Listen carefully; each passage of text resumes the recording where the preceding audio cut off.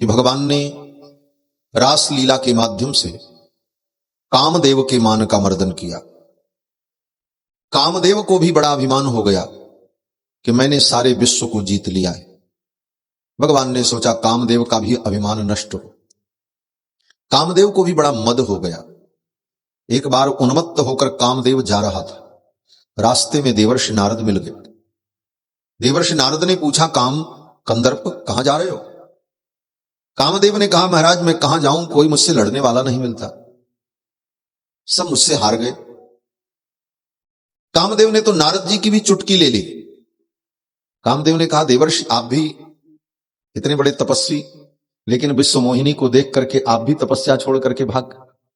रामायण में आज भी नारद मोह की कथा बड़े बड़े रामायणी बड़े चाव से व्याख्यान से सुनाते। कामदेव ने नारद जी की भी चुटकी ली, लेकिन नारद जी तो फिर नारद जी की कोई चुटकी ले तो नारद जी उसकी ताली बजा देते हैं। महाराज नारद जी नारदो देव दर्शना, भगवान के मन के अवतार है। भगवान का मन जो कहता है वही नारद जी करते। नारद जी ने कहा, हां बात तो ठीक है तुम्हारी, लेकिन विश्व विजय का खिताब, विश्व विजय का मेडल तुमको ऐसे नहीं मिलेगा। तब अभी तुमने विश्व को कहां जीता है? कौन बचाए? बड़े बड़े ऋषि मुनि महात्मा मेरे वश में हो गए।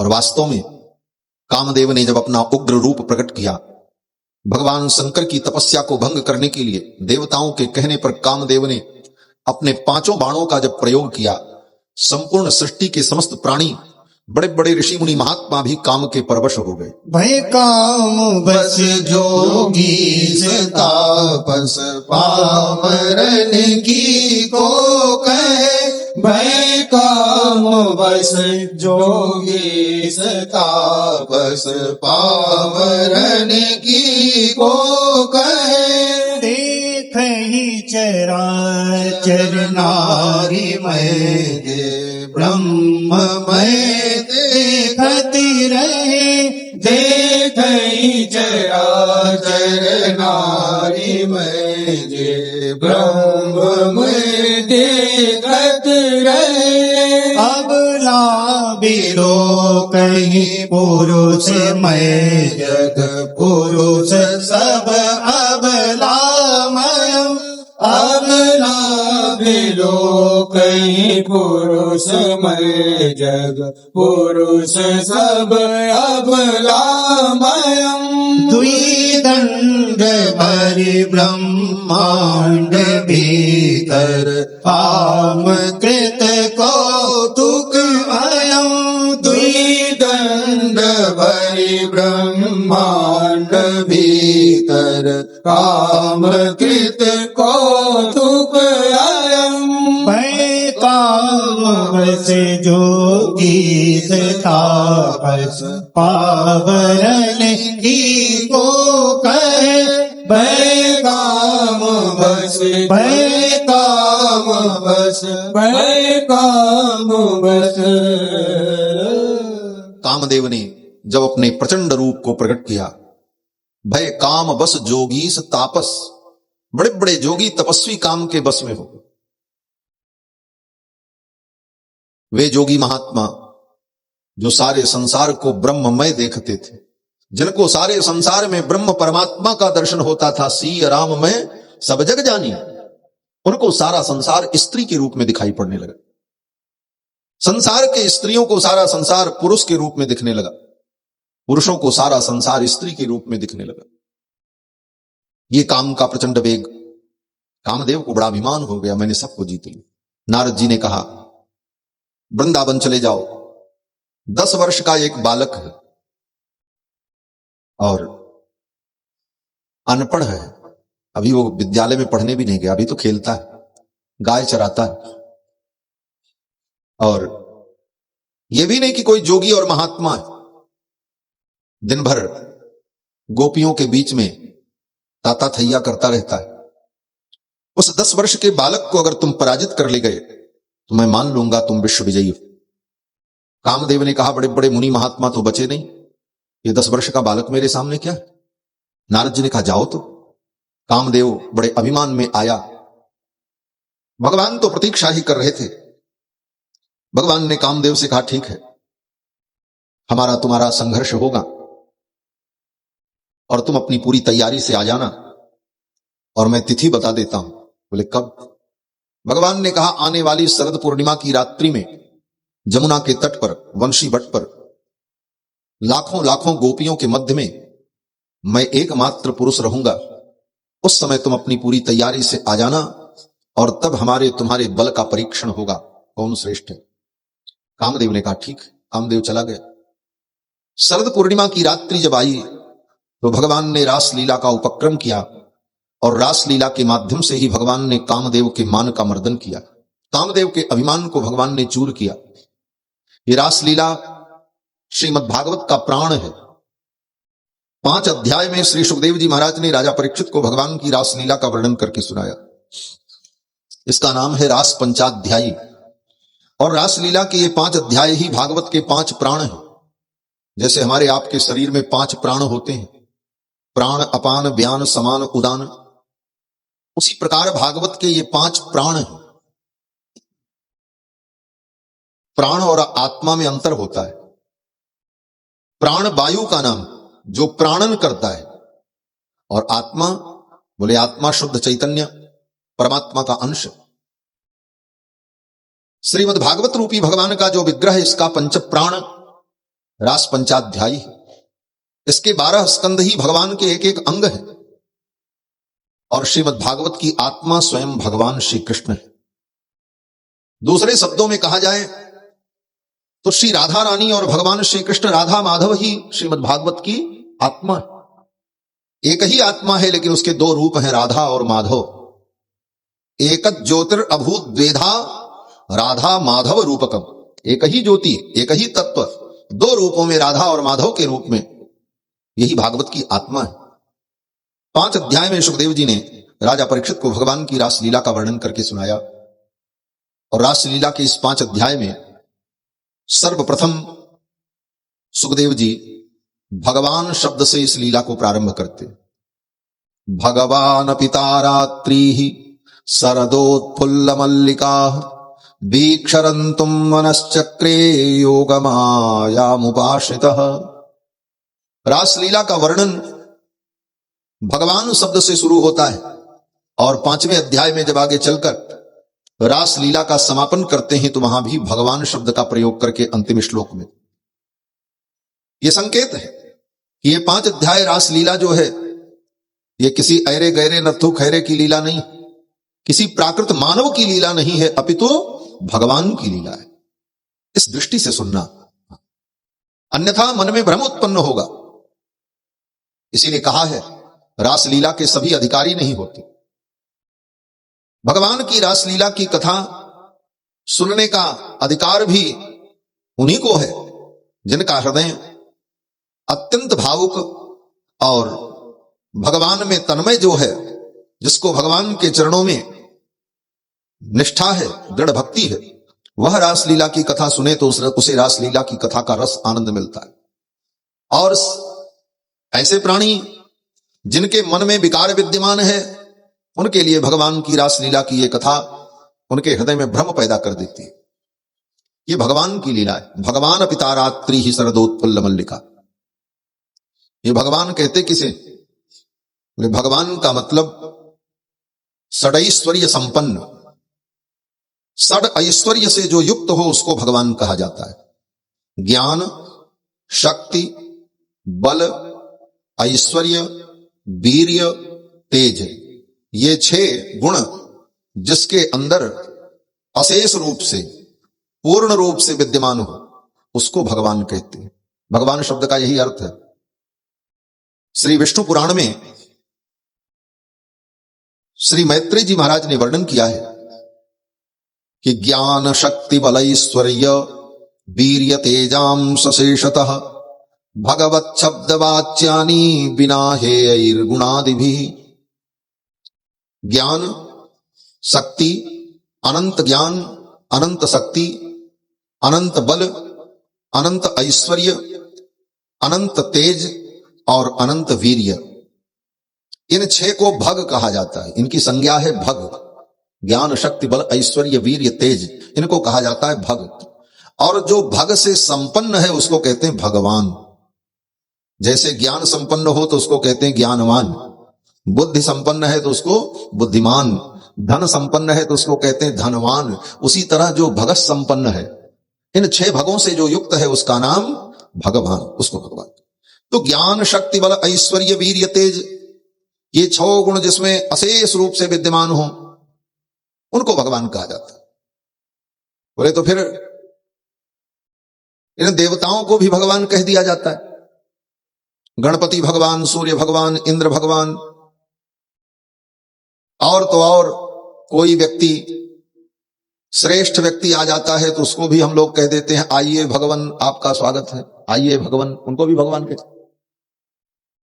ये प्रश्न किया मैत्रेय जी ने, तो विष्णु पुराण में इसका भी उत्तर देते हैं कि भगवान के अतिरिक्त इन देवताओं को जो भगवान कहा जाता है अथवा किसी व्यक्ति को संबोधन में, सम्मान में भगवान या भगवान कह देते हैं, वह प्रयोग केवल औपचारिक है, फॉर्मेलिटी में कहा जाता है। यथार्थ में वो भगवान नहीं है। भगवान तो केवल भगवान, क्योंकि ज्ञान, शक्ति, बल, ऐश्वर्य, वीर्य, तेज, ये 6 गुण पूर्ण रूप से भगवान नारायण में विद्यमान हैं। इसलिए भगवान नारायण और भगवान नारायण के जितने अवतार हैं वो भगवान शब्दवाच्य हैं, ऐसा मैत्रेय जी वर्णन करते हैं।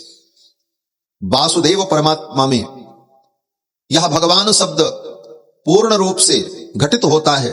अन्यत्र ह्युपचारतः, पराशर महर्षि कहते हैं अन्यत्र ह्युपचारतः, अन्यत्र ये भगवान शब्द का प्रयोग जो होता है वो उपचार वृत्ति से, अर्थात औपचारिक प्रयोग होता है, यथार्थ प्रयोग नहीं। तो भगवान जो षडैश्वर्य संपन्न है उनकी ये लीला। भगवान पिता रात्रि ही, उस रात्रि में शरदोत्फुल्ल मल्लिका, मल्लिका के पुष्प खिले थे, शरद पूर्णिमा की रात्रि थी। वीक्षरंतुम मनश्चक्रे योग मायामुपाश्रितः, भगवान ने अपनी योग माया का आश्रय लिया और योग माया को भगवान ने निर्देश किया, लीला के लिए संपूर्ण उपक्रम उपस्थित करो, और योग माया ने सब कुछ उपस्थित कर दिया। भगवान की योग माया तो सब कुछ करने में समर्थ है। जमुना के तट पर, पुलिन पर सुंदर वातावरण उपस्थित हो गया, मल्लिका के पुष्प खिल गए, चंद्रमा की किरणें पृथ्वी को आह्लादित करने लगी, सुंदर सुगंधित वायु प्रवाहित होने लगी, जमुना का जल अत्यंत निर्मल कलकल ध्वनि से प्रवाहित हो रहा है, और जमुना जल में सुंदर कमल खिल गए, वातावरण अत्यंत मनोरम हो गया। और फिर भगवान श्याम सुंदर ने अपनी बंशी बजाई गोपियों का आवाहन करने के लिए। निशम्य गीतम तदनंगवर्धनम ब्रजस्त्रिय कृष्ण गृहीत मानसाः आजग्मुरन्योन्यमलक्षितोद्यमाः सयत्र कांतो जवलोल कुंडलाः। भगवान श्याम सुंदर ने सुंदर वंशी बजाई। भगवान के वंशी निनाद को सुनकर गोपांगनाएं अपने अपने घर के सारे कार्य को छोड़ करके दौड़ पड़े। वंशी तो भगवान रोज बजाते थे वृंदावन, लेकिन रोज भगवान की जो वंशी बजती थी वो वंशी की ध्वनि सबको सुनाई पड़ती थी। पशु भी सुनते थे, पक्षी भी सुनते थे, मनुष्य भी सुनते थे, गायें भी सुनती थी, यहां तक कि पत्थर भी सुनते थे। पत्थर पर कमल खिल जाते थे। जब हरि मुरली नाद प्रकाशी, सूरदास जी कहते हैं पाहन जलज विकासी, पत्थर पर जलज कमल खिल जाते थे। भगवान की वंशी सबको सुनाई पड़ती थी और सबके मन को सुख देती थी।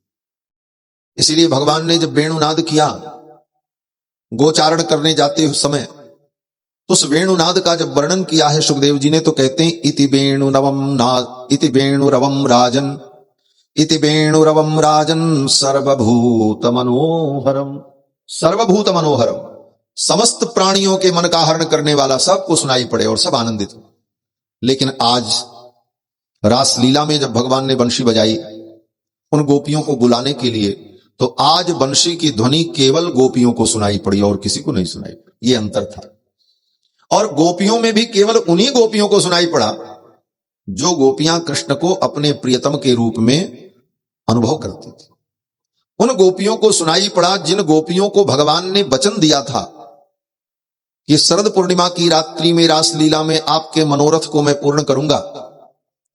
और वो गोपांगनाएं दिन गिन रही थी कब शरद पूर्णिमा की रात्रि आएगी। आज जब भगवान ने बंशी बजाई, उन्हें याद आ गया, अरे आज तो रासलीला में जाना था। कृष्ण ने कहा था, अब तो सब दौड़ पड़ी महाराज। आजग्मुरन्योन्यमलक्षितोद्यमाः सयत्र कांतो जवलोल कुंडलाः। अपने अपने कार्य को छोड़ करके गोपांगनाएं कृष्ण का दर्शन करने के लिए दौड़ पड़ी, और जो जैसे थी वो उसी प्रकार चल पड़ी। दुहंत्यो भी अयुक्ताश्चित दोहम हित्वा समुत्सुकाः। कोई गोपी गाय दुह रही थी, बंशी की ध्वनि सुनाई पड़ी, उठ के खड़ी हुई, चल पड़ी। दूध का बर्तन वहीं गाय के पैर के पास छोड़ दिया। उसके पैर में जो रस्सी बंधी थी वो बंधी है, बछड़ा उधर बंधा है, वो चल पड़ी। हाथ भी नहीं धोया, कोई तैयारी नहीं, कोई कपड़ा नहीं पहनना, कुछ लेना नहीं, बस चल दिया। सुखदेव जी कहते हैं, दुहंत्यो भी अयुक् काश्चित दोहम हित्वा समुत्सुकाः। अत्यंत उत्सुकता थी इसलिए चल पड़ी। कोई गोपी पयोधिसृत्य संव्याव मनुद्वास्य पराययुः। कोई गोपी अपने रसोई घर में बैठकर चूल्हे के ऊपर दूध को रखकर किसी बर्तन में दूध को गर्म कर रही थी, औटा रही थी कि दही जमाना है। बंशी की ध्वनि सुनाई पड़ी, गोपी उठी और चल पड़ी। दूध को वहीं चूल्हे पर छोड़ दिया, वो जले चाहे बरे, चल दिया। सुखदेव जी कहते हैं, कोई गोपी अपने पति को भोजन करा रही थी। परिवेशयन्त्यस्तद हित्वा पाययन्तः शिशून् पयः। कोई गोपी अपने पति को भोजन परोस रही थी। पति थका मांदा आया था, थाली में चावल दिया, रोटी दिया, दाल चटनी सब्जी देना बाकी था। बंशी की ध्वनि सुनाई पड़ी, वहीं से वो सीधे चल पड़ी। पाययन्तः शिशून् पयः। कोई गोपी अपने बच्चे को दूध पिला रही थी, बिस्तर पर लेटकर अपने बच्चे को दूध पिला रही थी। उसका बच्चा भूखा था। बंशी की ध्वनि सुनाई पड़ी, बच्चे को, उस भूखे बच्चे को बिस्तर पर छोड़ दिया, चल पड़ी। कोई गोपी अपने पति की सेवा कर रही थी। शुश्रूषन्त्य पतीन काश्चित। कोई गोपी अपने पति की शुश्रूषा कर रही थी, चरण दबा रही थी। उसका पति थका मांदा आया था, छोड़ करके चल पड़ी। कोई गोपी अपने घर में घर को लीप रही थी। लिम्प्यन्त्यः, बोले रात में लीप रही थी। बोले रात में सब काम से निवृत्त होने के बाद उसने सोचा चलो दरवाजे को लीप दें, क्योंकि दिन में लीपेंगे तो लोगों का आना जाना लगा रहता है, बिगड़ जाएगा, रात भर में सूख जाएगा। तो रात में ही वो गाय के गोबर से अपने द्वार को, चबूतरे को लीप रही थी। लिम्पन्त्यः प्रमृज्यन्तः। कोई गोपी परिमार्जन कर रही थी, झाड़ू लगा रही थी, घर की कुछ सफाई कर रही थी। बंशी की ध्वनि को सुना और उस काम को वहीं छोड़ दिया और चल पड़ी। अंजन्त्य काश्चलोचने। कोई गोपी अपना श्रृंगार कर रही थी, अपने आंखों में काजल लगा रही थी। आंखों में काजल लगा रही थी और उसी समय महाराज आंखों में काजल लगा रही थी। एक आंख में काजल लगाया, दूसरे आंख में लगाना बाकी था। तब तक वो गोपी उसी प्रकार वहां से चल पड़ी। बोलो श्री गोविंद भगवान की जय, श्री सच्चिदानंद भगवान की जय। जय जय श्री राधे श्याम। बोलो श्री राधा रमण भगवान की जय, श्री गोविंद भगवान की जय। जय जय श्री राधे श्याम। बड़े ही आनंद का अवसर कि भगवान श्री कृष्ण की इस रास पंचाध्यायी की कथा के अवसर पर माननीय श्री राजा भैया जी पधारे। आपका स्वागत, सपरिवार सपरिकर आपका अभिनंदन वंदन, और आपकी विनम्रता, आपकी शिष्टता श्लाघनीय है। और बड़े ही भाव से आकर आप विराजमान हुए कथा श्रवण के लिए। आइए इस कथा में हम सभी लोग आगे भगवान की लीला का चिंतन करते हैं। मैं निवेदन कर रहा था कि भगवान की वंशी की ध्वनि को सुनकर के गोपांगनाएं अपने घर के सारे कार्य को छोड़कर गोविंद का दर्शन करने के लिए चल पड़ी। जो जैसे थी उसी प्रकार चल पड़ी। लिम्प्यन्त्य प्रमृज्यन्त्यः अंजन्त्यः आकाशलोचने। कोई गोपी अपनी आंखों में काजल लगा रही थी। एक आंख में काजल लगाया, दूसरे आंख में लगाना बाकी था। उसी प्रकार चल पड़े। कोई गोपी वस्त्र धारण कर रही थी, कहते हैं व्यत्यस्त्र वस्त्राभरणाः काश्चित् कृष्णांतिकम ययुः। स्त्रियों को वस्त्र पहनने में समय लगता है। अभी वो आराम से गोपी वस्त्र धारण कर रही थी, तब तक भगवान के वंशी की ध्वनि सुनाई पड़ी। अब उसके पास समय नहीं है वस्त्र धारण करने, जैसे थी उसी प्रकार लपेट लपेट कर किसी प्रकार चल पड़ी। कृष्ण दर्शन की लालसा में उन्मत्त गोपांगनाएं अपने सारे कार्य को छोड़कर चल पड़ी।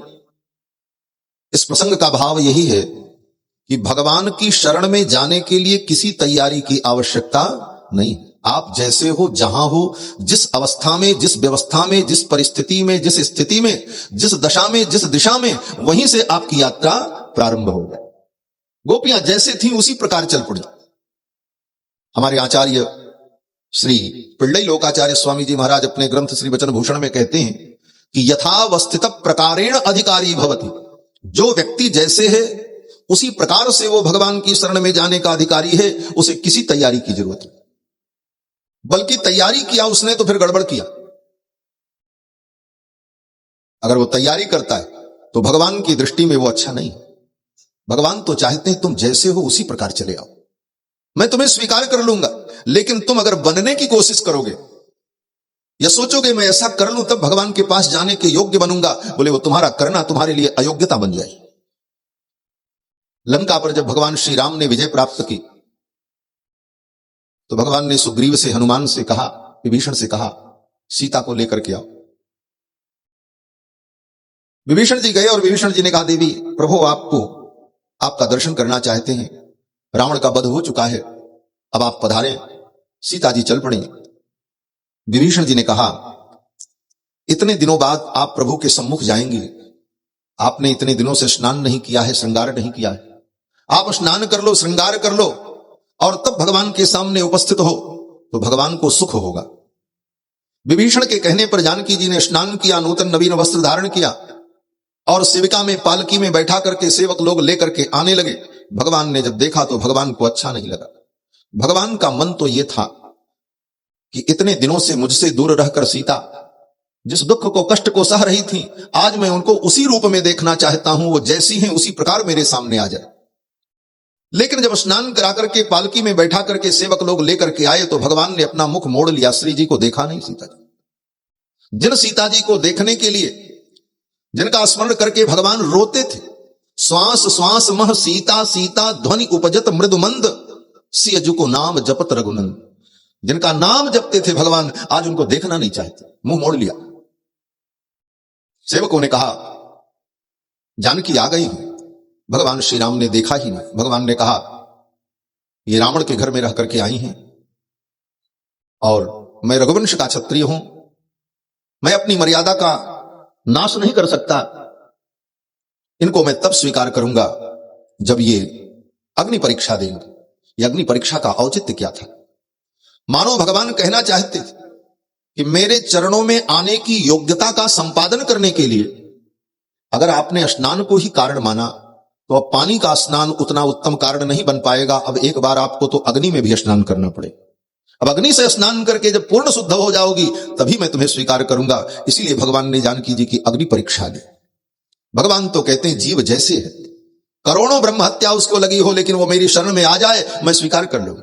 कोटि विप्र बद लागे ही जाहू, आए शरण तजहु नहीं। इसलिए जो जैसा है उसी प्रकार भगवान की शरण में जाने का अधिकारी। गोपांगनाएं चल पड़ी, लेकिन ज्यों ही घर से गोपियां निकली उनके घर वालों ने उनको जाने नहीं दिया। सुखदेव जी कहते हैं कि तावार्यमाणा पतिभिः पितृभिः भ्रातृबंधुभिः, उनके पिता ने, उनके भाई ने, उनके बंधु ने, परिवार के जो पुरुष वर्ग थे उन लोगों ने उन गोपियों को जाने नहीं दिया। कहां जा रही हो? गोपियों ने कहा जाने दो। पुरुषों ने कहा पागल हो गई हो, ये आधी रात में घर छोड़ करके कहां जा रही हो? गोपियां बताना भी नहीं चाहती और जाना भी चाहती थी। स्वाभाविक है, घर की कोई स्त्री रात के 12 बजे निकल करके जाने लगे तो पुरुष पूछेगा कहां जा रही हो, और कारण न बताने पर स्वाभाविक है कि पुरुष उसे जाने नहीं देगा। गोपियां जिद करने लगी, नहीं मैं जाऊंगी। उन गोप ग्वाल वालों को लगा इसका दिमाग खराब हो गया है, दौड़ा पड़ रहा है, अभी तो घर में बंद करो, प्रातः काल कोई वैद्य बुलाएंगे, इसका इलाज कराएंगे। ले जाकर के गोपों ने उन गोपियों को अपने अपने घर में बंद कर दिया। अंतर्गृहगता काश्चित गोप्यो लब्ध विनिर्गमाः, गोपियों को उनके परिजनों ने ले जाकर के घर में बंद कर दिया, बाहर से सीकड़ लगा दी, जाने ही नहीं दिया। सुखदेव जी कहते हैं, राजन, जब वो गोपियां रास मंडल में नहीं जा पाई, उनके घर वालों ने उन्हें जाने नहीं दिया, तो भगवान श्री कृष्ण के वियोग में उन गोपियों को बहुत दुख हुआ। कृष्णम तद्भावना युक्ता दध्युर्मीलित लोचना, घर में जब उनको बंद किया उनके परिवार के लोगों ने, तो कृष्ण की भावना से युक्त होकर अपने आंखों को बंद करके कृष्ण का स्मरण करने लगे। दध्युर्मीलित लोचना, और उसका परिणाम यह हुआ कि दुस्सह प्रेष्ठ विरह तीव्रतापद्युता अशुभा। भगवान सुखदेव कहते हैं कि अपने प्रियतम कृष्ण के विरह में जो उनको वेदना हुई, वह दुख इतना कठिन था कि उस दुख के ताप में गोपियों के जन्म जन्मांतर के जितने बचे खुचे पाप थे, अशुभ कर्म थे, वो सब भस्मसात हो गए। दुस्सह प्रेष्ठ विरह तीव्र ताप द्युता अशुभा, सारे अशुभ कर्म उनके जो थे वो निवृत्त हो गए। और फिर गोपियों ने भगवान का ध्यान किया। भगवान का जब ध्यान किया तो ध्यान में भगवान का दर्शन किया। ध्यान प्राप्ताच्युता शेषो निर्वृत्या क्षीण मंगलाः। अपने दुख को, ताप को कम करने के लिए गोपियों ने जब भगवान का ध्यान किया, तो ध्यान में कृष्ण का दर्शन करके उन गोपियों को जो आनंद की अनुभूति हुई, उस आनंद के महासमुद्र में गोपांगनाओं के जन्म जन्मांतर के जो पुण्य थे वो पुण्य भी समाप्त हो। ये बड़ा अद्भुत वेदांत है, यहां पर दर्शन है। पुण्य और पाप ये दोनों बंधन के कारण है। पुण्य भी बंधन का कारण है और पाप भी बंधन का कारण है। पुण्य करेगा वो व्यक्ति स्वर्ग जाएगा, और स्वर्ग में पुण्य का फल भोगने के बाद उसे मृत्युलोक में फिर आना पड़ेगा। गीता में भगवान श्री कृष्ण कहते हैं, यज्ञैरिष्ट्वा स्वर्गतिम प्रार्थयन्ते तेतम भुक्त्वा स्वर्गलोकम विशालम क्षीणे पुण्ये मर्त्यलोकम विशन्ति। पुण्य के क्षीण हो जाने पर वो प्राणी फिर मृत्युलोक में आता है, फिर पुण्य करता है, फिर स्वर्ग जाता है, फिर भोगता है, फिर आता है। पाप किया, बोले पाप करके नरक में जाएगा, वहां भोगेगा, फिर संसार में आएगा, फिर पाप करेगा, फिर नरक भोगेगा, ये चलता रहे। पाप और पुण्य दोनों कर्म है और दोनों बंधन के कारण है। शुभाशुभ फलैरेवं मोक्ष से कर्म बंधन है। पाप और पुण्य दोनों कर्म होने के कारण बंधन के कारण है। पाप पुण्य दोनों निवृत्त हो जाते हैं, उसी को परम शांति की प्राप्ति होती। इसीलिए उपनिषद में कहा गया, यदा पश्यः पश्यते रुक्म वर्णम, जब यह जीवात्मा उस रुक्म वर्ण परमात्मा का साक्षात्कार कर लेता है, तदा विद्वान उस परमात्मा को जान लेने पर पुण्य पापे विधूय, उसके पुण्य पाप दोनों मिट जाते हैं। पुण्य पापे विधूय निरंजनः परमं साम्यमुपैति, तब वह निरंजन होकर परमात्मा की साम्यता को प्राप्त करता है, परम आनंद को प्राप्त करता है। इसीलिए भक्तों ने, वैष्णवाचार्यों ने कहा, पुण्य करो लेकिन पुण्य की कामना मत करो। यही गीता का निष्काम कर्म योग है, क्योंकि वह पुण्य भी तुमको बंधन में डाल देगा। पुण्य के परिणाम स्वरूप बंधन होगा। इसलिए पुण्य करते हुए पुण्य के फल की कामना न हो और पाप को स्वरूप से त्याग दिया जाए। पाप तो करो मत, पाप तो करो मत, और पुण्य करते हुए पुण्य की इच्छा मत रखो। और पिछले पाप पुण्य जो हैं वो भगवान की शरणागति से विनष्ट हो जाएंगे, और आगे प्रमाद बस अगर कोई पाप होगा तो वो भगवान के द्वारा क्षम्य हो जाएगा। इस प्रकार से कर्म बंधन से जीव को मुक्ति की प्राप्ति होती। गोपांगनाओं के कर्म जब निवृत्त हो गए, उनके शुभ अशुभ दोनों शेष कर्म जो बचे थे वो भगवान के ध्यान में और वियोग के ताप में जब मिट गए, तो गोपांगनाएं कर्म बंधन से मुक्त हो गए। कर्म बंधन से मुक्त होने का मतलब देह बंधन से मुक्त हो गए, क्योंकि देह जो है ये कर्म का फल है। वेदांत में कहा गया, यद्यत् शरीरम तत्तत् कर्मजन्यम, यह सिद्धांत है। जो जो शरीर है वो कर्म क्या परिणाम है। अच्छा कर्म किया, अच्छा शरीर मिला, बुरा कर्म किया, बुरा शरीर मिला। इसीलिए शरीर में भेद है। एक कीड़े से लेकर ब्रह्मा पर्यंत, आ ब्रह्मस्तंभ पर्यंतम, एक साधारण कीट से लेकर ब्रह्मा पर्यंत जितना शरीर है, देवताओं का भी शरीर उसमें आ जाता है। ये सब शरीर पुण्य और पाप के परिणाम स्वरूप है। जिसने बहुत उत्कृष्ट पुण्य किया उसको उत्कृष्ट शरीर मिला, जो उससे कम किया उसको उससे अवर मिला, उसको उससे अवर मिला, और इस प्रकार कीट पतंग पर्यंत 84 लाख योनियों में तत्त शरीर कर्म के फल स्वरूप जीवों को प्राप्त होते। अब गोपियों का जब कर्म समाप्त हो गया तो शरीर बंधन भी समाप्त हो गए। परिणाम क्या हुआ? बोले परिणाम ये हुआ कि तमेव परमात्मानं जार बुद्ध्यापि संगता जहुर गुणमयम देहम सद्य प्रक्षीण बंधना। गोपियां बंधन मुक्त हो गई और उनका देह उनके घर में रखा रह गया, क्योंकि उनके पति ने, परिवार के लोगों ने उनको बंद कर दिया था। देह उनका उनके घर में रखा रह गया और आत्म रूप से गोपियां रास मंडल में पहुंच गई। कोई शरीर से गोपी रास मंडल में नहीं गई। यही रासलीला का रहस्य। आगे रासलीला की कथा जब समाप्त होती है, वहां पर भी सुखदेव जी इस बात को स्पष्ट करते हैं कि स्वान स्वान दारान स्वपार्श्वस्थितान मन्यमानाः कृष्णाय न असूयन। जिस रात्रि में भगवान ने रासलीला की, उस रात्रि में वृंदावन के जितने गोप थे, स्वान स्वान दारान अपनी अपनी पत्नी को स्वपार्श्वस्थितान अपने ही पास स्थित देखकर कृष्णाय न असूयन, किसी ने कृष्ण की निंदा नहीं की, क्योंकि शरीर से कोई गोपी रास मंडल में गई ही नहीं थी। ये तो परमात्मा और आत्मा का मिलन था। इसलिए रासलीला को जो लोग काम की दृष्टि से देखते हैं, कृष्ण ने ऐसा किया, कृष्ण ने ऐसा किया, रासलीला की कथा की गंभीरता को समझा। श्रीमद् भागवत महापुराण की पंक्तियों को देखो, पंक्तियां क्या कहती हैं। सुखदेव जी ने जब यह कथा सुनाई तो राजा परीक्षित को थोड़ी शंका हो गई। राजा परीक्षित ने प्रश्न कर दिया कि कृष्णम विदुः परम कांत न तु ब्रह्मतया मुनि। राजा परीक्षित कहते हैं, हे मुनिवर, इन गोपियों ने कृष्ण को भगवान तो समझा नहीं था। कृष्णम विदुः परम कांत, कृष्ण को अपना कांत प्रियतम समझा। कांत माने होता प्रियतम। कम सुखम तनोतीति कांतः, जो सुख का विस्तार करे उसको कहते हैं कांत। कम सुखम तनोतीति कांतः, और उसी में स्त्रीलिंग पुल्लिंग का भेद कांतः और कांता। राजा परीक्षित कहते हैं कि कृष्णम विदुः परम कांत, गोपियों ने तो कृष्ण को अपना प्रिय कांत ही समझा, प्रियतम समझा, भगवान तो समझा ही नहीं। न तो ब्रह्मतया मुने, उनको ब्रह्म नहीं समझा। तब फिर गोपियों को ऐसी दिव्यता कैसे प्राप्त हो गई कि वो देह बंधन से मुक्त हो गए? तो सुखदेव जी ने इसका उत्तर दिया। सुखदेव जी कहते हैं, राजन, इसका उत्तर तो मैंने तुमको पहले ही दे दिया था सप्तम स्कंद की कथा में, लेकिन एक बार फिर मैं बताता हूं। सुखदेव जी कहते हैं कि कोई व्यक्ति भगवान को भगवान समझे चाहे न समझे, अगर वो भगवान का चिंतन करता है, उनका नाम लेता है, उनकी कथा सुनता है, तो वह माया के बंधन से, कर्म बंधन से मुक्त हो जाएगा। चाहे वो भगवान को भगवान मान करके करे, चाहे बिना माने करे, चाहे कुछ भी मान कर।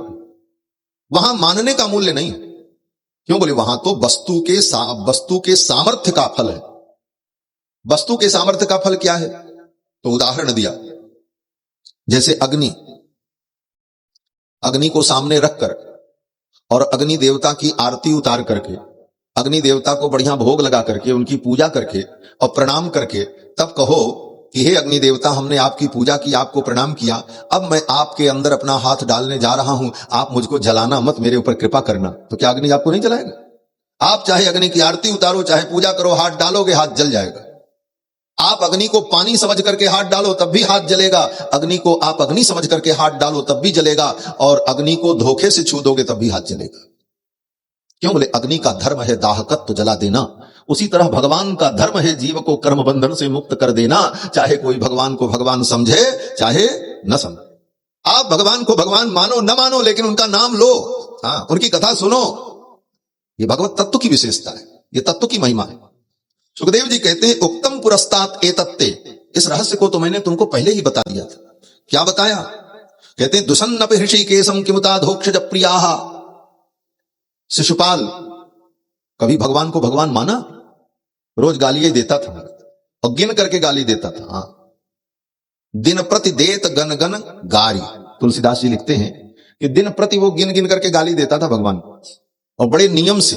कभी उसका ये नियम नहीं टूटा, रोज सवेरे उठ करके पहले भगवान को 99 गाली दे लेता था, तब पानी पीता था। पक्का नियम था उसका। कभी भगवान को उसने भगवान नहीं माना, लेकिन शिशुपाल का जब शरीर छूटा तो शिशुपाल के शरीर की ज्योति भगवान के चरणों में विलीन हो गई और उसे भी मुक्ति की प्राप्ति हुई। सुखदेव जी कहते हैं शिशुपाल ने कभी भगवान को भगवान नहीं समझा, केवल गालियां ही देता रहा, फिर भी शिशुपाल को परम गति मिल गई। और ये तो गोपियां हैं, ये भगवान को भगवान माने चाहे न माने, लेकिन कम से कम कृष्ण से प्रेम तो करती हैं। शिशुपाल तो गाली देता था। किमुताधोक्षज प्रियाः, किम उत, कितने आश्चर्य की बात है, अधोक्षज प्रियाः, ये तो अधोक्षज कृष्ण से प्रेम करती। अगर इनको ऐसी दिव्यता प्राप्त हो गई तो इसमें आश्चर्य की बात नहीं। गोपियों का शरीर उनके घर में रखा रह गया और दिव्य रूप से गोपियां रास मंडल में पहुंच गईं। और जब रास मंडल में गोपियां दिव्य रूप से पहुंची, उनको दिव्य शरीर की प्राप्ति, और वो दिव्य शरीर भगवान के संकल्प से गोपियों को प्राप्त हुआ। क्यों बोले, जिस शरीर से गोपियां भगवान का अनुभव करेंगी, भगवत तत्व का अनुभव करेंगी, वह शरीर भी दिव्य होना चाहिए। क्योंकि दिव्य का अनुभव करने के लिए साधन भी दिव्य होना चाहिए। इसका उदाहरण बोले श्रीमद् भगवत गीता में विचार करें। भगवान ने अर्जुन से कहा, अर्जुन मैं तुमको अपने विराट रूप का दर्शन कराऊं। अर्जुन ने कहा, दिखाओ महाराज अपना विराट रूप। भगवान ने कहा, पहले तुम्हारी आंख बदलनी पड़ेगी। क्यों?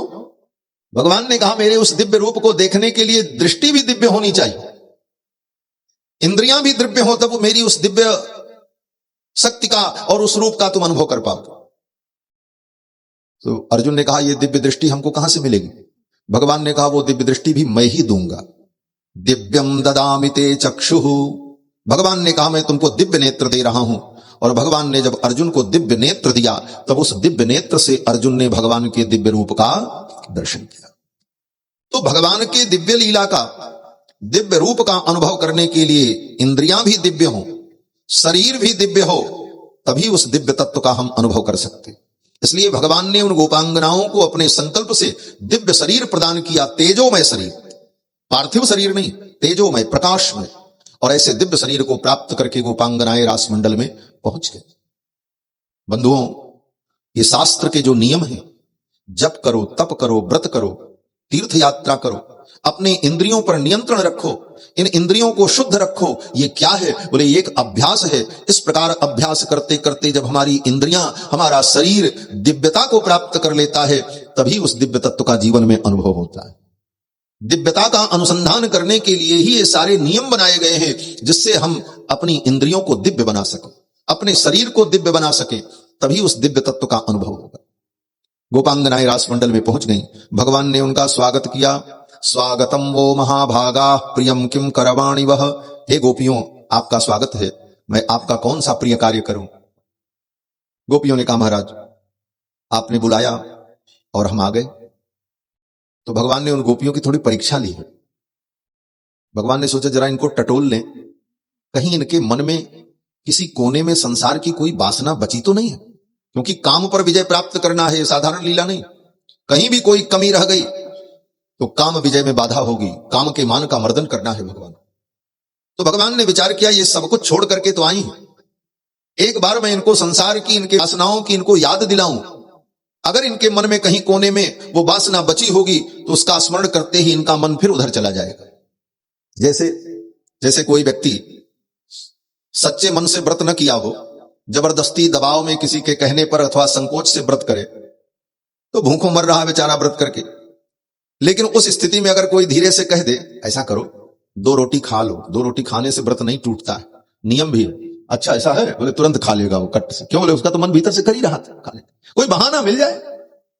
उसी प्रकार भगवान ने सोचा इसके मन में अगर कोई वासना शेष बची होगी तो ये तुरंत चली जाएगी।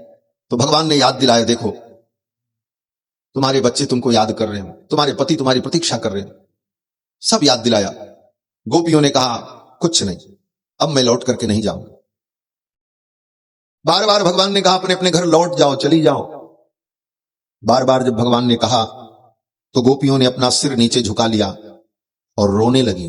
कृत्वा मुखान्वय शुचस्वसनेन शुष्यत् बिंबाधराणि चरणेन भुवं लिखन्त्यः। अपने सिर को नीचे झुका लिया और उनकी श्वासें अत्यंत उष्ण हो गई गोपांगनाओं की। चरणेन भुवं लिखन्त्यः, अपने पैर के अंगूठे से जमीन को कुरेदने लगी। चरणेन भुवं लिखन्त्यः, मानो अपने पैर के अंगूठे से पृथ्वी पर कुछ लिख रही थी। बड़ा सुंदर भाव है कि गोपियों ने भगवान के सामने अपना सिर झुका लिया। कृष्ण को क्यों नहीं देख रही? जिनको देखने के लिए उनके नेत्र लालायित थे वो सामने खड़े हैं और गोपियों ने अपना सिर नीचे झुका लिया। क्यों? बोले गोपियों ने सोचा मेरी जो उष्ण श्वास है, अगर मैं कृष्ण को देखूंगी तो मेरी उष्ण श्वास गोविंद के मुख पर लगेगी और मेरे उष्ण श्वास के कारण कहीं गोविंद का मुख कमल कुमला न जाए, इसलिए गोपांगनाओं ने अपने सिर को झुका लिया, कृष्ण को देखा ही। पैर के अंगूठे से पृथ्वी को कुरेदने लगी, मानो गोपांगनाएं कहती श्याम सुंदर अब मैं कहां जाऊं? मैंने सुना है कि सारी दुनिया व्यक्ति छोड़ करके चल दे तो आपके चरणों में जगह मिलती, और आप जिसको छोड़ दोगे उसको दुनिया में कहां जगह मिलेगी?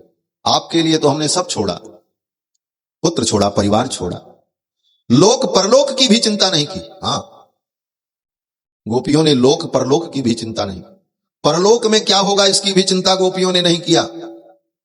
गोपियों ने कहा आपके लिए हमने अपने आर्य पथ को छोड़ दिया। आर्य पथ क्या है? बोले आर्यों का धर्म है, नारी का धर्म है कि नारी अपने पति के अतिरिक्त किसी को प्रेम भरी दृष्टि से उस भाव से नहीं देख सकती। गोपांगनाएं कहती मैंने अपने इस आर्य धर्म को भी आपके लिए छोड़ दिया। या दुस्त्यजम स्वजन मार्य पथंच हित्वा, अपने आर्य पथ को हम छोड़ करके आई, जो छोड़ा नहीं जा सकता, और आप कह रहे हो चली जाओ। इसके बाद भी अगर आप हमारा त्याग कर देंगे तो हमारे लिए अब दुनिया में कोई जगह नहीं, एक ही जगह है कि यह पृथ्वी फट जाए और मैं पृथ्वी में समा जाऊं। भगवान श्याम सुंदर ने गोपियों के स्नेह को, प्रेम को, उनके समर्पण को देखा और फिर भगवान उन गोपियों के साथ रासक क्रीड़ा करने लगे। उस रासक क्रीड़ा में भगवान उन गोपियों के साथ नृत्य करते हैं, गान करते हैं। बाहु प्रसार परिरंभ कराल कोरु नीवी स्तना लभन नर्मन खाग्रपातैहि क्षेल्यावलोक हसितैर ब्रज सुंदरीणाम उत्तम भयम रतिपतिम रमयांचकार। भगवान उन गोपांगनाओं के साथ रमण करने लगे, लीला करने लगे, नृत्य करने लगे, और नृत्य करते करते उस लीला में कोई गोपी थक जाए तो भगवान उसका चरण दबावें। नृत्य करते करते किसी गोपी को प्यास लगे तो भगवान अपने हाथों से पानी पिलावें। किसी गोपी को नृत्य करते करते स्वेद होने लग जाए, स्वेद माने पसीना, तो भगवान अपने पीतांबर से उसके मुख को पोंछ देते। नृत्य करते करते किसी गोपी के पैर के नूपुर टूट जाएं तो भगवान श्याम सुंदर अपने हाथों से उन नूपुरों को चुनकर डोरी में पिरोकर और स्वयं घुटने टेक कर जमीन पर बैठकर बड़े प्यार से उनके पैर में स्वयं भगवान धारण कराते। ऐसी सेवा भगवान ने उन गोपांगनाओं की। पाटी पारत मांग समारत अकल अलग कपोलन साज। किसी गोपी का नृत्य करते करते केश खुल जाए तो भगवान उसकी चोटी बना देते, उसका जूड़ा बना देते, उसके केशों में पुष्प का श्रृंगार कर देते।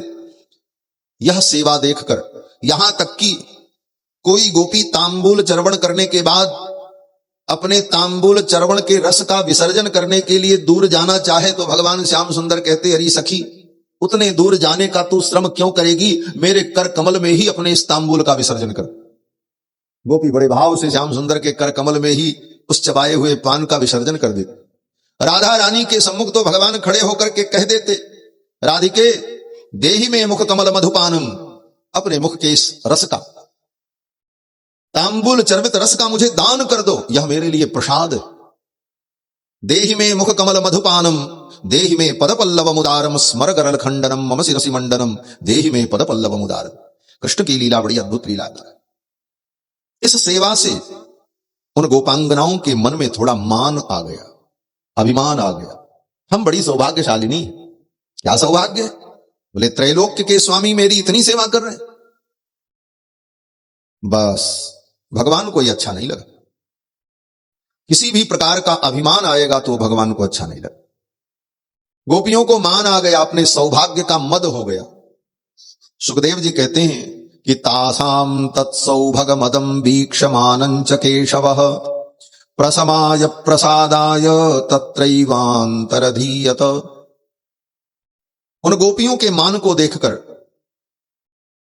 उनके मान का प्रशमन करने के लिए भगवान रासमंडल से अचानक अंतर्धान हो गए। लीला चल रही थी तब तक भगवान अंतर्धान, गायब। अब तो गोपियां व्याकुल होकर के भगवान को ढूंढने लगी, कृष्ण कहां गए, कृष्ण कहां गए। कभी इधर जाती कभी उधर जाती और कहीं कृष्ण को नहीं पाया, और भगवान कृष्ण कहीं गए नहीं थे, वहीं थे, अंतर्धान हो गए। ये अंतर्धान और प्रकट, ये दो शब्द भगवान के लिए प्रयोग किया जाता है सर्वत्र। अंतर्धान है, अंतर्ध्यान नहीं है। लोग कहते हैं महाराज भगवान अंतर्ध्यान हो गए। अंतर्ध्यान नहीं, अंतर्धान। अंतर्धान का मतलब है वही है लेकिन अंतर में आधान कर गए, छिप गए, अंतर्धान। और प्रकट माने दिखने लगे। भगवान का प्रकट होना और अंतर्धान होना यह उसी प्रकार से है जैसे जो तत्व सर्व जगह विद्यमान रहता है वो सब जगह प्रकट हो जाता है और सब जगह अंतर्धान हो जाता है। जैसे अग्नि तत्व, आप माचिस जलाते हो तो माचिस को जब जलाया तो ज्यों ही ऐसे आपने किया उसमें लौ आ गई। वो कहां से आई? आते किसी ने नहीं देखा, वो वहीं थी। और अगले क्षण जब वो बुझी तो वो लौ गई कहां? बोले वहीं है, वहीं प्रकट हुई और वहीं अंतर्धान हो गई। जिस तरह से अग्नि तत्व सर्वत्र विद्यमान है और उसे प्रकट किया जाता है, वो प्रकट होता है तत्व और फिर अंतर्हित हो जाता है, तद्वत भगवान भी सर्वत्र विद्यमान है। अंतर्बहिश्च तत्सर्वम व्याप्य नारायण स्थिता। इसलिए भगवान कहीं गए नहीं थे, वहीं थे। केवल गोपियों को दिखना बंद हो गया। अब गोपियां भगवान के वियोग में बड़ी व्याकुल हुई, बहुत ढूंढा, कहीं कृष्ण नहीं मिले। तब गोपियों ने रो रो करके वृक्षों से पूछा, अरे पीपल तुमने मेरे कृष्ण को देखा? अरे बट वृक्ष तुमने देखा? हे मल्लिका की लता तुमने कृष्ण को देखा? आज प्रारंभ की कथा में मैंने कहा था कि रामावतार में भगवान ने जो जो लीला की उसके ठीक विपरीत लीला कृष्णावतार में। एक उदाहरण यह भी है, रामावतार में भगवान श्री राम अपनी प्रियतमा के लिए रोते हैं और अपनी प्रियतमा सीता को ढूंढते हैं तो वृक्षों से पूछते, हा सीता के ननीता मम हृदय गता क्वापि केनापि दृष्टा। रो रो करके भगवान वृक्षों से पूछते हैं। पूछत चले लता तरु पाती, लता से तरु से पत्तों से भगवान पूछते हैं, हे खग मृग हे मधुकर श्रेणी तुम देखी सीता मृग? रामावतार में भगवान श्री राम अपनी प्रियतमा को ढूंढते हैं और रोते हैं और वृक्षों से पूछते हैं। तो कृष्णावतार में बोले कृष्णावतार में प्रियतमा भगवान के लिए रोती हैं और वो वृक्षों से पूछती हैं और भगवान कृष्ण को ढूंढती। गोपांगनाओं ने वृक्षों से पूछा, मेरे श्याम सुंदर को देखा? तब तक आगे जाने पर एक तुलसी का पेड़ था छोटा सा। सभी गोपियां तुलसी के पास बैठ गई और उस तुलसी के वृक्ष से पूछने लगी, कच्चित तुलसी कल्याणी गोविंद चरण प्रिय। अय तुलसी, तू तो गोविंद के चरणों से प्रेम करती, तू बता दे गोविंद कहां? एक सखी ने पूछा, इससे क्यों पूछती हो? तो सखी ने कहा, गोविंद चरण प्रिय, ये गोविंद के चरणों से प्रेम करती है। ये तुलसी गोविंद के चरणों में रहती है। भक्त लोग गोविंद के चरणों में तुलसी को चढ़ाते हैं और जो चरणों में रहता है उसको चरणों की स्थिति का ज्ञान होगा।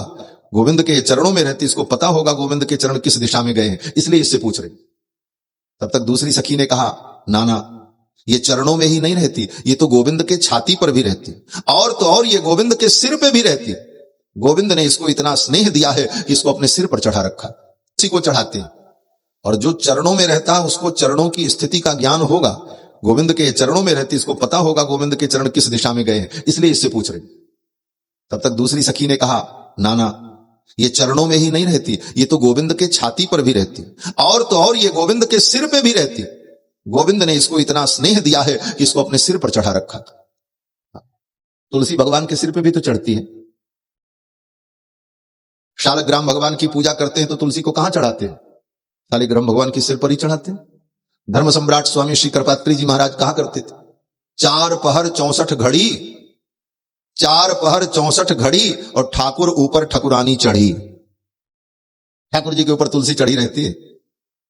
गोपियों ने कहा, इसको तो गोविंद ने अपने सिर पर बिठा रखा है, इसीलिए इसको बड़ा मान है, ये नहीं बताएगी। दूसरी सखी ने कहा, हमारी सवत है ना, सवत तो कभी सवत के सुख को देख नहीं सकते, इसलिए चलो चलो आगे चलते। सब गोपियां आगे बढ़ गईं और फिर बहुत भगवान को ढूंढा। कथा तो बड़ी लंबी, सारी बातें तो मैं नहीं कह पाऊंगा। आगे गोपियां भगवान को ढूंढते ढूंढते जब चली तो भगवान के वियोग में इतनी व्याकुल हो गई कि अपने आप को ही भूल गई। आत्मविस्मृति। जब व्यक्ति किसी चीज का लगातार स्मरण करता है तो लगातार एक ही वस्तु का स्मरण करने का परिणाम होता है कि बस वही वस्तु उसके स्मृति में रह जाती है, बाकी यहां तक वो अपने आप को भी भूल जाता है। यह स्मरण की एक बहुत उच्च कोटि की दशा है और इसके परिणाम का भी वर्णन है वेदांत में। जो जिसका स्मरण करता है, निरंतर स्मरण करने के कारण उसी रूप को प्राप्त हो जाता है। इसको वेदांत में कीट भ्रमर न्याय कहा जाता है। कीट भ्रमर न्याय क्या है? बोले आपने अपने अपने घर में देखा होगा, एक कीड़ा होता है। वो कीड़ा बाहर से गीली मिट्टी लेकर के आता है, दीवार में दरवाजे में घर बना देता है, जिसको बिलनी कहते हैं गांव की भाषा में। वो मिट्टी का घर ऐसे लंबा लंबा बनाए रहता है, उसमें भीतर सुराख होता है। वो भंवरे की प्रजाति का ही कीड़ा होता है। वो गीली मिट्टी कहीं से ला करके घर बनाता है ऐसे लंबा लंबा, और एक तरफ से उसमें घुसने का रास्ता रहता है। और वो कीड़ा क्या करता है? बोले दूसरे प्रजाति के कीड़े को लाकर उसी घर के अंदर डाल देता है, बंद कर देता है, और द्वार पर स्वयं बैठ जाता है, और द्वार पर बैठ करके भन्न भन्न भन्न भन्न करता रहता है। वो भीतर का कीड़ा कहीं निकल नहीं सकता, क्योंकि चारों तरफ से पैक है, और जिधर से निकलने का रास्ता है सामने वो बैठा हुआ। भय के कारण वो कीड़ा भीतर में उस भंवरे का स्मरण करता रहता है, उसी को देखता रहता है कि अब ये हमको मार देगा, अब हमको मार देगा। और उसी को देखते देखते, याद करते करते करते करते उस कीट की ये स्थिति होती है कि वो कीड़ा भी उसी भ्रमर के समान बन जाता है, उसके भी पंख जम जाते हैं। इसको वेदांत में कीट भ्रमर न्याय कहा जाता है। वह कीड़ा भी भ्रमर बन जाता है, कीट भ्रमर न्याय। जिसका व्यक्ति निरंतर स्मरण करे वैसा ही हो जाता है। और आज भी संसार में यही, आप जो सोचोगे वैसे ही हो जाओगे। आपकी सोच जिस दिशा में निरंतर चलती रहेगी, धीरे धीरे आप उस रूप को प्राप्त कर लेंगे, वैसे ही हो जाएंगे। इसको कहते हैं कीट भ्रमर न्याय। एक बड़ा सुंदर विनोद हनुमान नाटकम ग्रंथ में श्री हनुमान जी ने प्रस्तुत किया है कि लंका में जिस वृक्ष के नीचे जानकी जी बैठी थी अशोक वाटिका में, उसी पेड़ की डाली में ये कीट, वो अपना घर बनाया था मिट्टी का, और दूसरे कीड़े को लाया, उसमें रखा और उसको अपने समान बना दिया।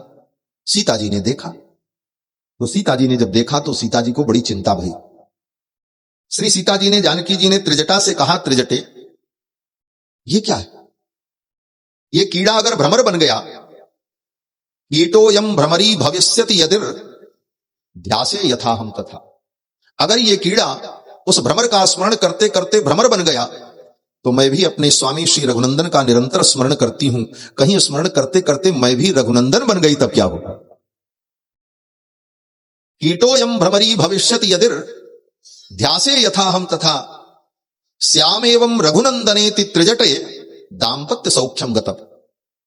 भगवती जानकी कहती हैं कि अगर कीड़ा ये स्मरण करके भ्रमर बन जाता है, तो मैं भी रघुनंदन का स्मरण करती हूं, कहीं रघुनंदन का स्मरण करते करते मैं भी रघुनंदन बन गई, और वो भी रघुनंदन, तब तो दाम्पत्य सुख ही खत्म हो जाएगा।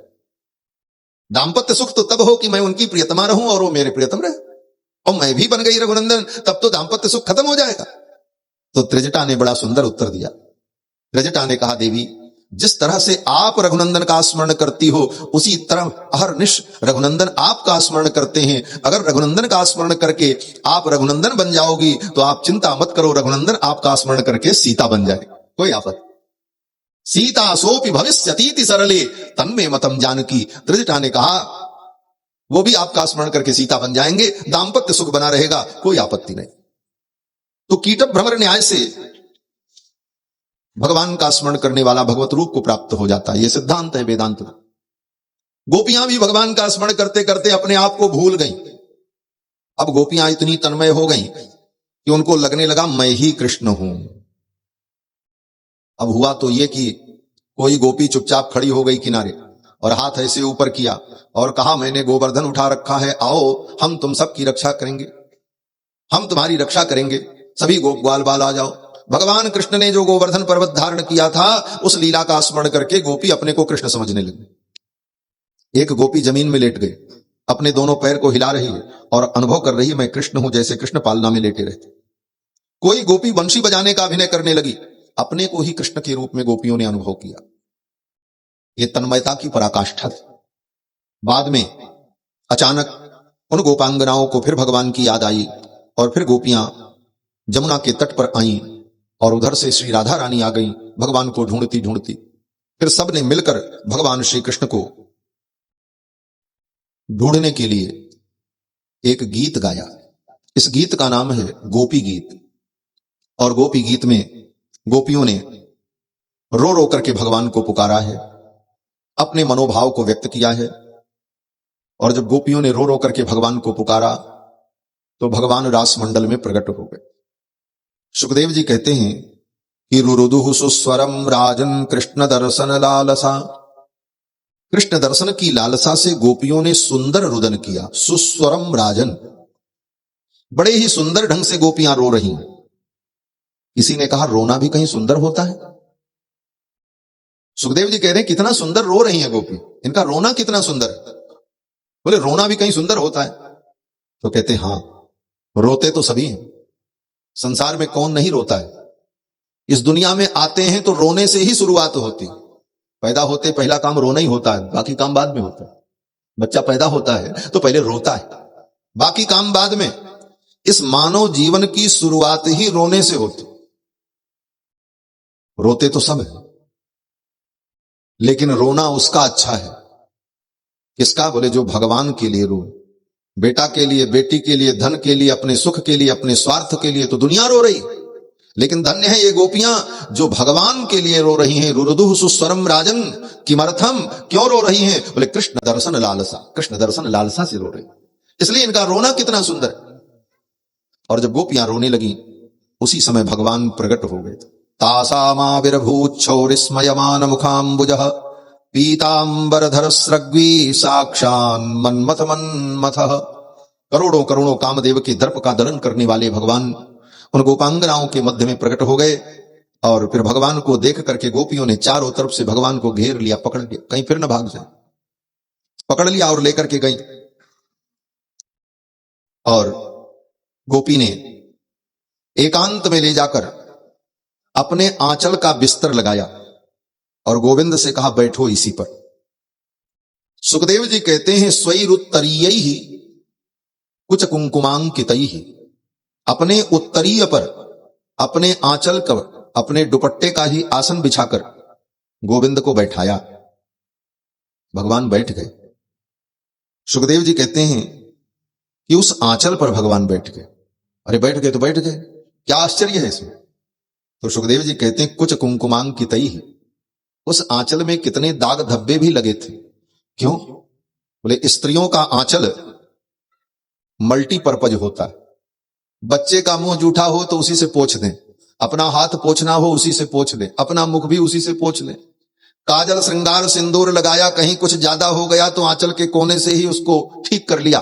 तो गोपांगनाओं के भी आंचल में काजल के, कुंकुम के सब दाग धब्बे लगे हुए थे।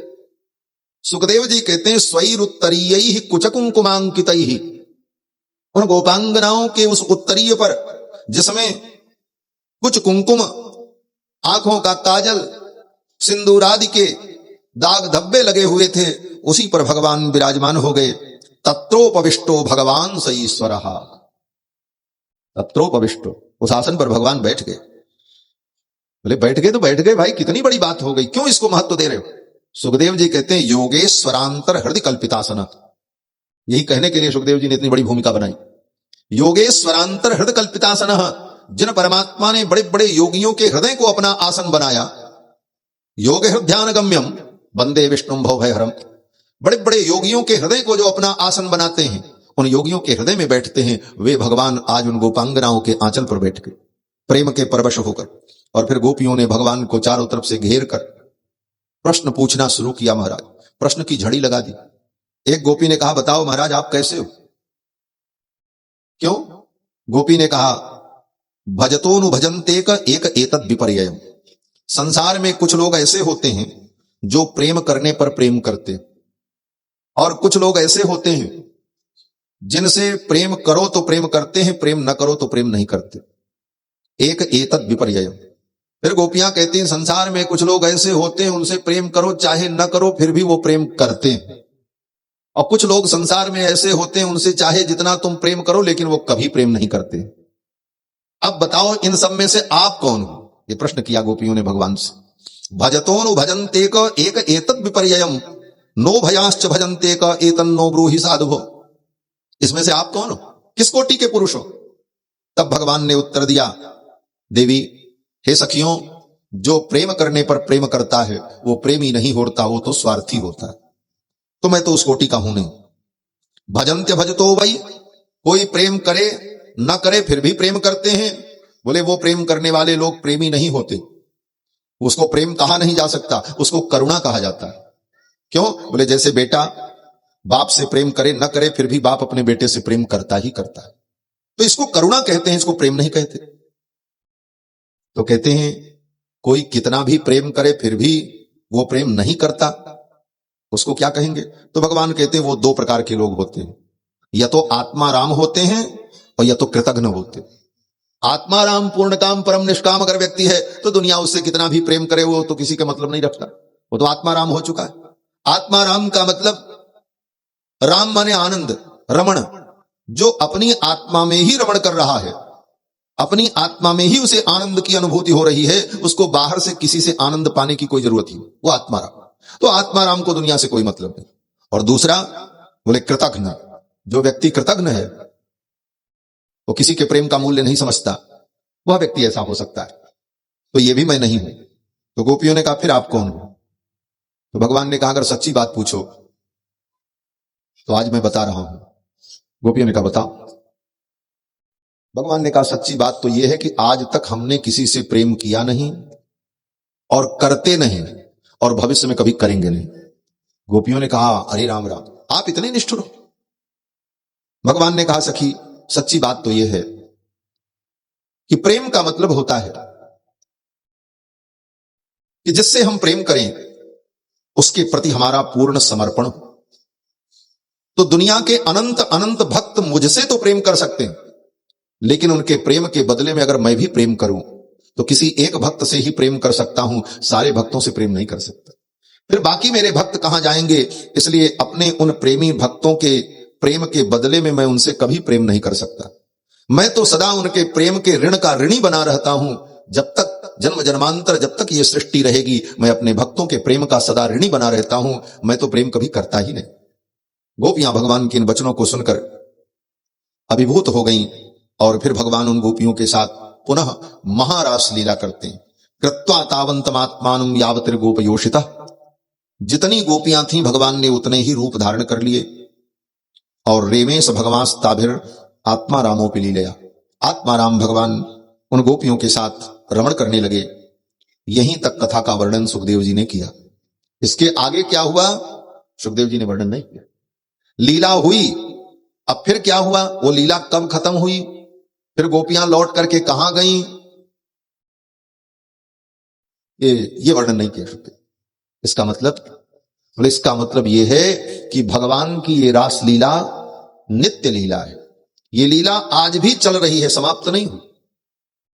भगवान नित्य हैं और उनके भक्त भी नित्य हैं, और उन भक्तों के साथ भगवान का जो मिलन है वह भी नित्य है। इसलिए वो लीला कभी समाप्त नहीं हुई। अनादिकाल से अनंत काल तक भगवान की वो लीला चलती रहेगी और अनेकानेक भक्त भगवान की लीला में सम्मिलित होते रहते हैं और वो अनंत लीला भगवान की चल रही है। इतना कहकर के सुखदेव जी ने छोड़ दिया कि रेमेश भगवास्ताभिर आत्मारामोपि लीलया।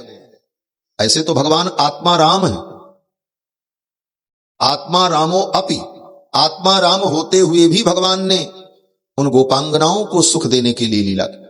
भगवान को कोई सुख नहीं चाहिए क्योंकि भगवान तो स्वयं सुख निधान है, लेकिन आत्माराम होकर के भी भगवान ने उन गोपांगनाओं के साथ लीला की, परम आनंद हुआ और यहीं पर कथा को उन्होंने छोड़ दिया।